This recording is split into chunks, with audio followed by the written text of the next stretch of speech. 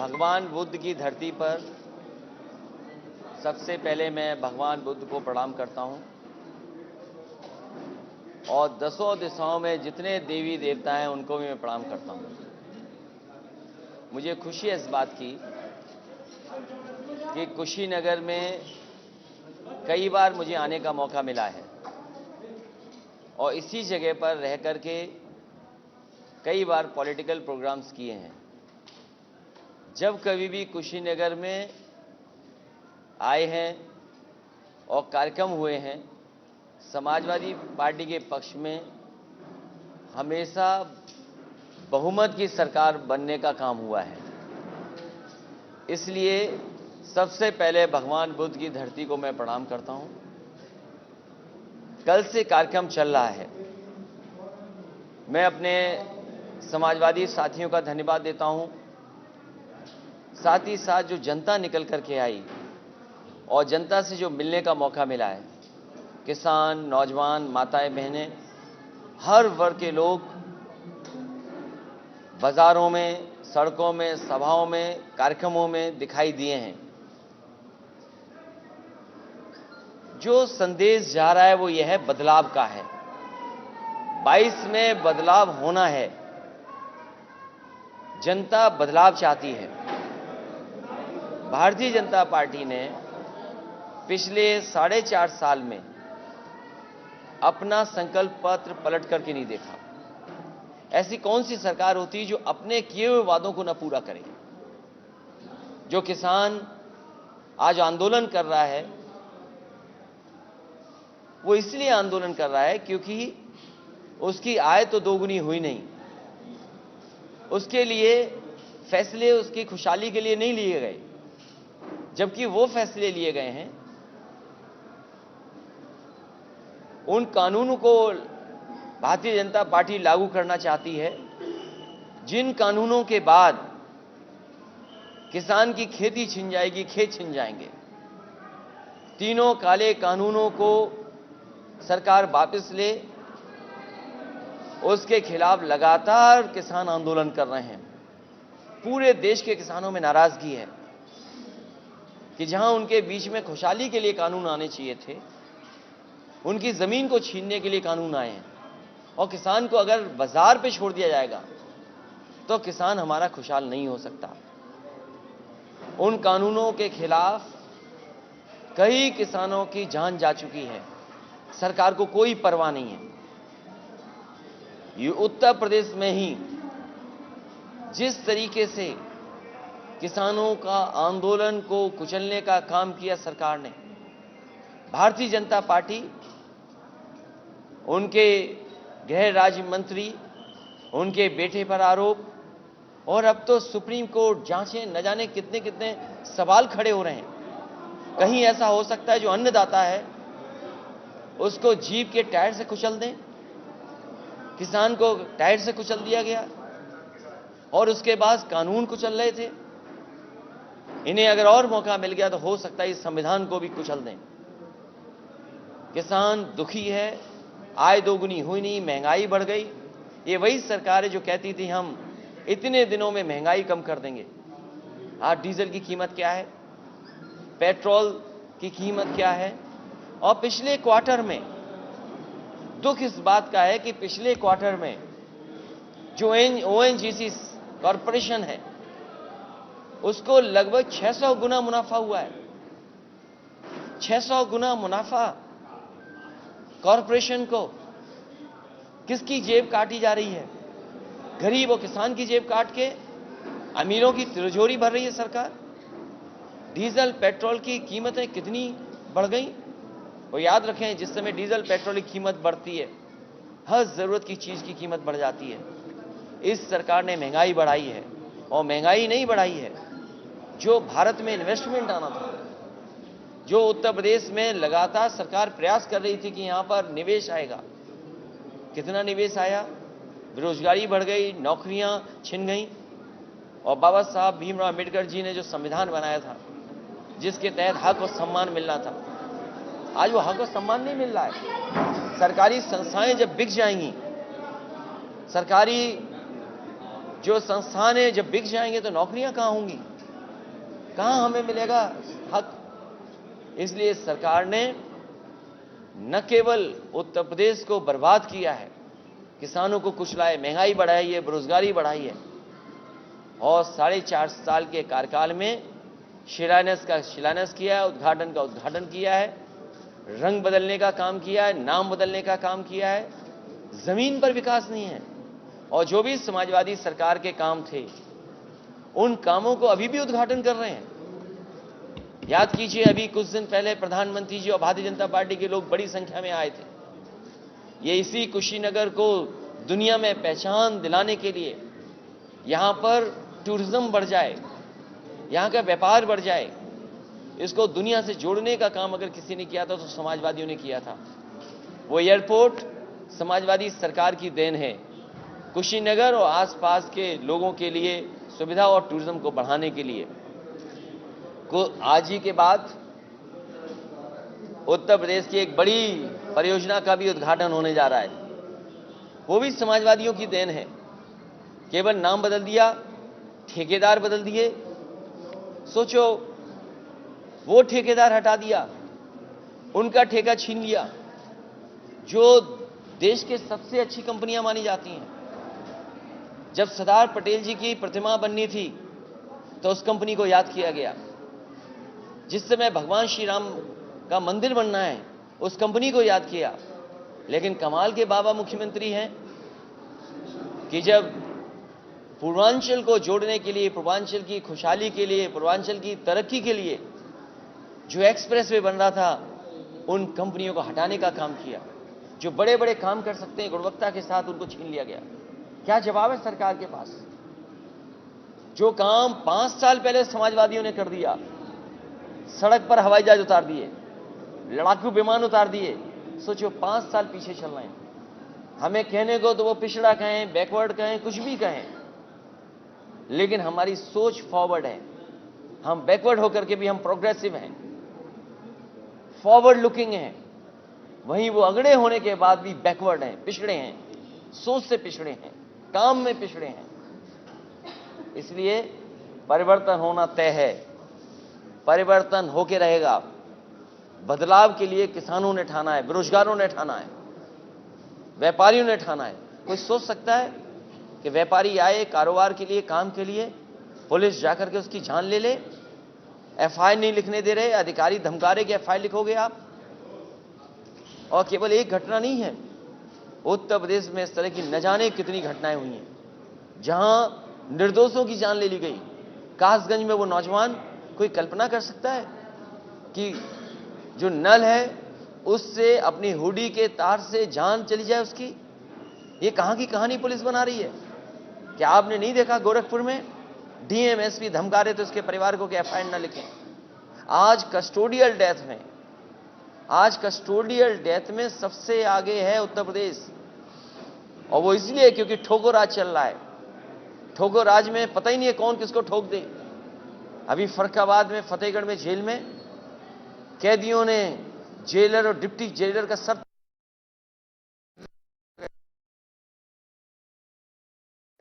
क्या हाथरस की याद दिलाएं? क्या आगरा में वाल्मीकि समाज का महर्षि वाल्मीकि जयंती के दिन जान ले ली हो पुलिस ने? आज पुलिस को जरूरत है कि सेंसिटिव पुलिस हो और स्मार्ट पुलिसिंग हो। दुनिया जिस पे काम कर रही है, लेकिन हमारे मुख्यमंत्री जी, बाबा मुख्यमंत्री जी, क्योंकि उन्हें लैपटॉप चलाना तो आता नहीं है, तो दुनिया की क्या समझ रखेंगे वो? जब दुनिया सेंसिटिव पुलिसिंग के काम कर रही है और स्मार्ट पुलिसिंग पे काम कर रही है, समाजवादी लोगों को काम मिलेगा, मौका मिलेगा, तो हम जनता को भरोसा दिलाते हैं। जिस तरीके से 100 नंबर एक बेहतरीन रिस्पांस सिस्टम दिया है, उसी तरीके से कैसे स्मार्ट पुलिसिंग हो, सेंसिटिव पुलिसिंग हो, जनता का सम्मान पुलिस करे और जनता भी पुलिस का सम्मान करे, ऐसी पुलिस के बनाने का काम समाजवादियों का आने वाले समय में होगा। ऐसे नहीं कि ठोको राज, ठोक दो। अगर मुख्यमंत्री जी की भाषा के शब्दों का हिसाब किताब लगाओगे तो सोचोगे एएनआई से बेहतर कौन बता सकता है? एएनआई से बेहतर कौन बता सकता है उनकी भाषा क्या है? इसलिए सुना है कि अभी बड़ी जैम की बात करके गए हैं बीजेपी के लोग। जैम उन्हें पता होना चाहिए भारत में सबसे ज्यादा बीमारी डायबिटीज की है। सबसे ज्यादा बीमारी अगर भारत में नंबर 1 पे है तो वो डायबिटीज है। और डायबिटीज जिसको हो जाए समझ लो सब बीमारी हो जाएंगी उसको। उनका जैम का फुल फॉर्म पता नहीं क्या था। हालांकि ऐसे शब्दों का इस्तेमाल किया, तुकबंदी, क्योंकि आजमगढ़ में कोई काम तो किया नहीं था इन्होंने, आजमगढ़ का विकास छीना। और मैं आपसे कह के जा रहा हूं, एग्रीकल्चर और जानवरों को लेकर के एक विश्वविद्यालय बन रहा था, एनिमल को लेकर के एक संस्था जो आजमगढ़ में बननी थी, हमारे बाबा मुख्यमंत्री गोरखपुर में छीन के ले आए। एक संस्था जो आजमगढ़ में बननी थी वो बाबा मुख्यमंत्री जी छीन करके ले आए हैं। और अब जब शिलान्यास हो रहा है यूनिवर्सिटी का, तो हम तो आप पत्रकार साथियों से कहेंगे कि लखनऊ में देखा, ये सबसे बड़े नेता हैं अटल बिहारी वाजपेयी जी, उनके नाम पे यूनिवर्सिटी बननी थी, मेडिकल यूनिवर्सिटी, जिसका प्रधानमंत्री ने शिलान्यास किया। बताओ, कार्यकाल खत्म हो गया है। पूर्व प्रधानमंत्री अटल बिहारी वाजपेयी के नाम से मेडिकल यूनिवर्सिटी बननी थी। वो मेडिकल यूनिवर्सिटी आज चल रही है, सोचो कहां चल रही होगी। अगर समाजवादियों ने, नेताजी और हम लोगों ने यूनिवर्सिटी न बनाई होती या मेडिकल कॉलेज न बनाया होता, तो सोचो किसी टीन शेड में पूर्व प्रधानमंत्री अटल बिहारी वाजपेयी जी की यूनिवर्सिटी चल रही होती। वो तो शुक्र है कि समाजवादियों ने बेहतरीन एक मेडिकल कॉलेज बनाया, उसके 9th फ्लोर पर पूर्व प्रधानमंत्री अटल बिहारी वाजपेयी जी के नाम पर मेडिकल यूनिवर्सिटी चल रही है। सोचो अगर समाजवादियों ने न बनाया होता तो कहीं टीन शेड में यूनिवर्सिटी चला रहे होते। आजमगढ़ में जब जाने का समय है, जाते जाते यूनिवर्सिटी दे रहे हैं, हम तो उनसे कहेंगे कि अब बजट तो नहीं स्वीकृत कर पाओगे, क्योंकि बिना बजट के क्या यूनिवर्सिटी का शिलान्यास होगा।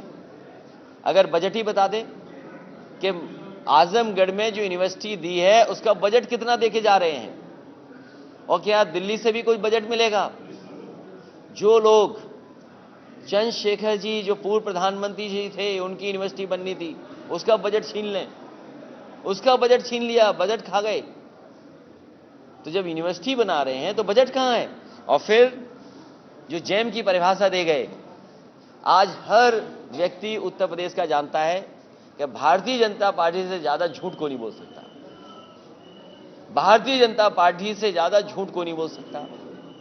भारतीय जनता पार्टी जब से सत्ता में आई है, 14, 17, 19, इतना अहंकार है, आदमी को आदमी नहीं समझते।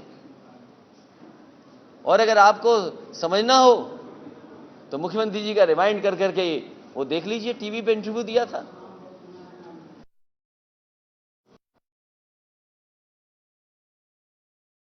इसलिए उनके जैम का मतलब कुछ भी हो, लेकिन समाजवादियों ने जो जैम का मीनिंग निकाला है, Bharatiya Janata party J for झूठ, भारतीय जनता पार्टी का जे फॉर झूठ, ए फॉर अहंकार और एम फॉर महंगाई, जिसका जवाब भारतीय जनता पार्टी नहीं दे सकती। भारतीय जनता पार्टी को अपने जेम का जवाब देना है कि झूठ बोलना बंद करोगे कि नहीं करोगे, अहंकार खत्म करोगे कि नहीं करोगे, और महंगाई खत्म करोगे कि नहीं करोगे। डीजल पेट्रोल कहां पहुंच गया है, 100 रुपए से ऊपर पहुंच गया है पेट्रोल। ये भारतीय जनता पार्टी रही तो हो सकता है 150 रुपए भी पहुंचा दे, क्योंकि अभी चुनाव है इसलिए नहीं बढ़ा रहे हैं, थोड़ा कम कर रहे हैं। और ये हमारे गरीबों को खाना केवल चुनाव तक लिए दे रहे हैं। पहले नवंबर तक था, अब उन्होंने कहा मार्च तक देंगे, दिवाली से होली तक देंगे। और हम समाजवादी लोग गरीबों को भरोसा दिला के जा रहे हैं, ये कह रहे हैं कि हम दिवाली से होली तक हम समाजवादी लोग सत्ता में आएंगे तो गरीबों के लिए खाना, चाहे हमें होली से दिवाली, दिवाली से होली, होली से दिवाली देना पड़े, पूरे 5 साल लगातार देते रहेंगे। और गरीब मदद करेगा तो अगले 10 साल तक इसी तरह गरीबों को खाना मदद करने का काम करेंगे। इसलिए भारतीय जनता पार्टी को अपने झूठ का, अपने अहंकार का, अपनी महंगाई का जवाब देना चाहिए। इधर उधर के जैम मत ढूंढिए, और जैम अकेला अच्छा भी नहीं लगता है। आप सब लोगों सुबह नाश्ता किया होगा? नहीं नहीं नहीं, असली बात नहीं जानते। बिना बटर के तो आप भी नहीं चलोगे। ये हमारे बीजेपी वाले जानते ही नहीं है कि डायबिटीज में जैम नहीं खाया जाता है। और बिना बटर के तो कुछ हो ही नहीं सकता, इसलिए बटर की मीनिंग भी आपको अगली बार बताएंगे।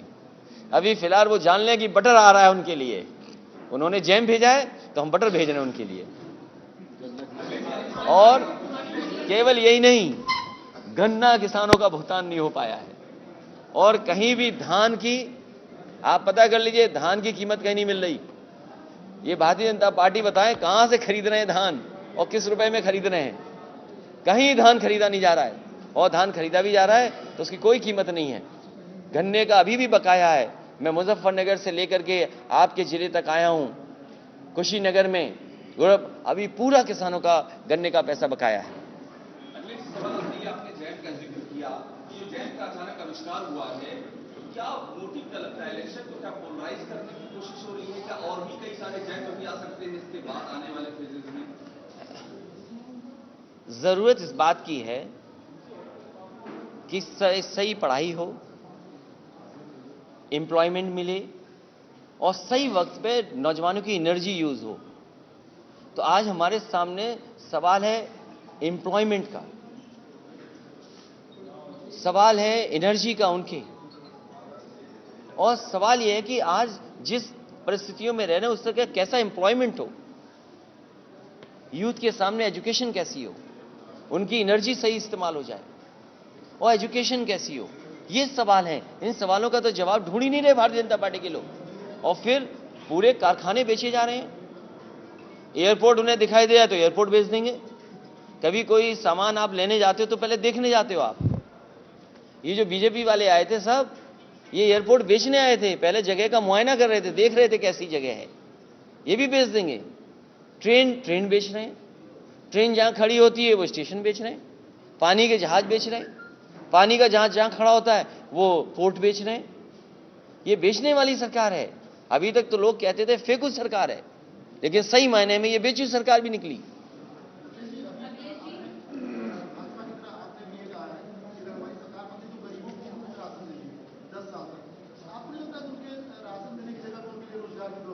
फिलहाल उनका पेट भर जाए, मेहनत कैसे करेंगे? अगर उनसे मेहनत करानी है, उनका जीवन जिए, तो हम बीजेपी से जानना चाहते हैं कि आपने पहले नवंबर तक दिया, क्योंकि यूपी में चुनाव आ गया तो मार्च तक दे रहे हैं आप। और याद कीजिए, समाजवादियों ने जब गरीबों को दिया था तो उस समय समाजवादी पैकेट में क्या क्या नहीं दिया था। आज जरूरत है कि गरीब का सरसों का तेल सस्ता हो। गरीब सरसों का तेल खाता है, बताओ सरसों का तेल कहां पहुंच गया है? जो सरसों पैदा करता किसान, उसको कीमत नहीं दे रहे हैं, और जो सरसों का तेल जब आ रहा तो उसका मुनाफा किसको दे रहे हैं? आप बताइए, सरसों का तेल क्या कीमत है? जो गरीब का तेल है वो भी महंगा कर दिया सरकार ने। और याद कीजिए, वो मंत्री कह रहे थे बीजेपी के कि महंगा इसलिए है कि सरसों के तेल में मिलावट नहीं हो पा रही है। बताओ, बीजेपी के लोग मिलावट करके सस्ता करते हैं, और इसका मुनाफा सोचिए किसके पास है?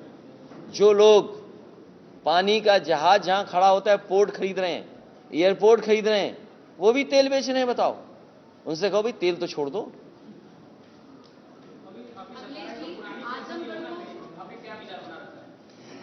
जिस पार्टी ने पहले खत्म की उसको हटाइए आप बताइए किस पार्टी ने हटाई है पेंशन? अरे हम जानते नहीं ना, आप बताओ ना। देखिए, तो बीजेपी को हटाइए, फिर हमसे सुविधा लीजिए। बहुत सारे शहरों के नाम बदले, जिसमें कल एक संकेत दे दिया गया कि आजमगढ़ को आर्यनगढ़ बनाया गया। देखिए, हमारे मुख्यमंत्री जी कमाल के हैं। जब से मैंने उनसे कहा कि जो बिजली का उत्पादन आपको बढ़ाना चाहिए, और आप तो घर के लोग हैं, कुशीनगर के हमारे पत्रकार साथी हैं, हम तो कई बार कह चुके हैं कि उन्हें कम से कम बिजली बनाने वाले प्लांटों का नाम तो लेना चाहिए कि उन्होंने कौन सा प्लांट लगाया है। अभी तक उनके मुंह से हम सुन नहीं पाए 3x660 super critical thermal plant, आज तक नहीं सुन पाए। और सुनने में ये आ रहा है कि आजकल वो अकेले में प्रैक्टिस कर रहे हैं कि 3x660 super critical thermal plant कब बोलना पड़ जाए। तो हमारे बाबा मुख्यमंत्री जी आजकल अकेले में प्रैक्टिस कर रहे हैं 3x660 super critical thermal plant. और हम तो कह रहे हैं कि जो काम अपना बना रहे हो, एक्सप्रेस वे का जो अपना बना रहे हो, कम से कम ये तो प्रैक्टिस कर लो कि कितनी लंबाई का है। वो भी अकेले में प्रैक्टिस कर लो, नहीं तो कहीं भूल गए तो बड़ी दिक्कत आएगी। इसलिए नाम बदलने वाली सरकार, रंग बदलने वाली सरकार, जनता इसको बदलने जा रही है।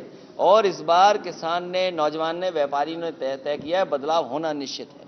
सर, आपके कार्यकाल में कुछ दिनों में एयरपोर्ट का अच्छा काम सर, जिसको मौजूदा सरकार बेचने की चर्चा, तो बेच देगी तो क्या है, फिर किराया देना पड़ेगा हमें और आपको। इसलिए सरकार हटाइए।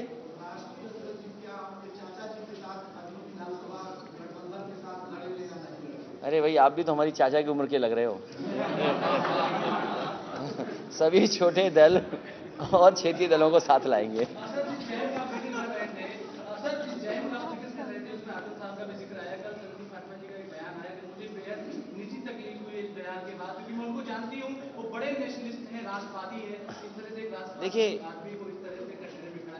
देखिए, आदरणीय आजम खान साहब के ऊपर झूठे मुकदमे लगे हैं। जितने भी मुकदमे उनके ऊपर झूठे हैं। वो तो एक आ नहीं पाया। यहाँ पर एक पेंटर है, कुशीनगर के लोग जानते होंगे। हालांकि बंबई वाली घटना तो बहुत प्रचार हुई। यहाँ भी एक गरीब आदमी पर पुलिस ने उसी तरह की धारा लगा दी थी। भारतीय जनता पार्टी में कुछ भी हो सकता है, कुछ भी। अगर आपने सच दिखा दिया तो हो सकता है आपको भी जेल भेज दें।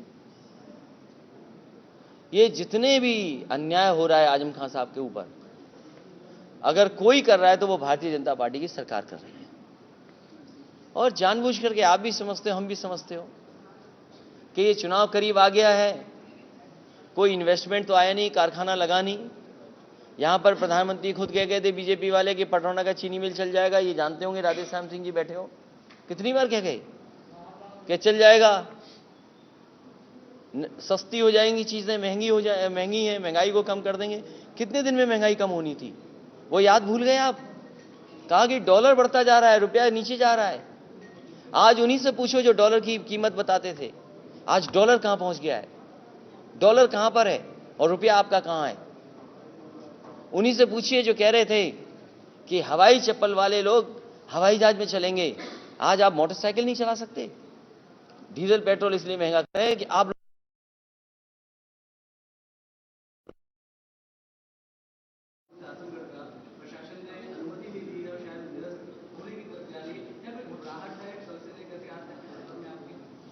मुझे तो ये समझ में नहीं आ रहा कि समाजवादियों ने पूर्वांचल के लिए और खासकर गाजीपुर, बलिया, आजमगढ़, सुल्तानपुर, अंबेडकर नगर, अमेठी, बाराबंकी, इन जिलों को लखनऊ राजधानी से जोड़ा। और मुझे याद है जिस समय आगरा लखनऊ एक्सप्रेसवे का उद्घाटन हुआ था, उस समय बड़े बड़े लड़ाकू विमानों को उतारा गया था।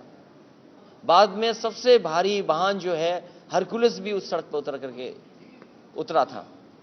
ये डिजाइन जो पूर्वांचल एक्सप्रेसवे की है, वो समाजवादी सरकार में हुई डिजाइन। मुझे याद है कि इसका शिलान्यास विधानसभा के सामने हुआ, लैंड एक्विजिशन का काम हुआ। इसको बेहतरीन एक्सप्रेसवे बना दें, उस दिशा में समाजवादी सरकार में टेंडर भी हो गया। LOI इसलिए इश्यू नहीं कर पाए क्योंकि उस समय चुनाव घोषित हो गया था। ये सरकार आई, उसके मानक को नीचे किया। जो एक्सप्रेसवेज हैं उनका इंडियन रोड कांग्रेस के माध्यम से मीडियन 12 मीटर से लेकर के 14 मीटर होना चाहिए, उसका मीडियम खत्म कर दिया। जो उसकी हाइट थी वो हाइट गिरा दी। वे साइड एमिनिटीज नहीं बनाई, सर्विस लेन नहीं बनी, लाइटिंग का कोई इंतजाम नहीं है, खाने पीने का कोई इंतजाम नहीं है। और ऐसे ही उद्घाटन करने जा रहे हैं। समाजवादियों का काम भी आज उद्घाटन कर रहे हैं। इसलिए मैंने कहा ये 5 साल पीछे चल रहे हैं हमसे। समाजवादियों ने कब हवाई जहाज उतार दिए थे? 5 साल हो गए हैं उस हवाई जहाज उतारे हुए। ये आज उतार रहे हैं। सोचिए, समाजवादियों के काम की नकल। इनके पास कोई विजन नहीं है, कोई प्रोग्रेसिव थॉट नहीं है। और बाबा मुख्यमंत्री तो कैसे हैं वो आपसे बेहतर कौन जानेगा। उनसे मिलने जाओगे तो हो सकता है साबुन से आपको नहलाएं पहले। अगर आप ऐसे ही चले गए बिना नहाए तो हो सकता है आपको साबुन दें, पहले शैम्पू दें, टूथब्रश दें, और तब जाकर के आप मिल सकते हैं उनसे। ये अपमान नहीं है क्या?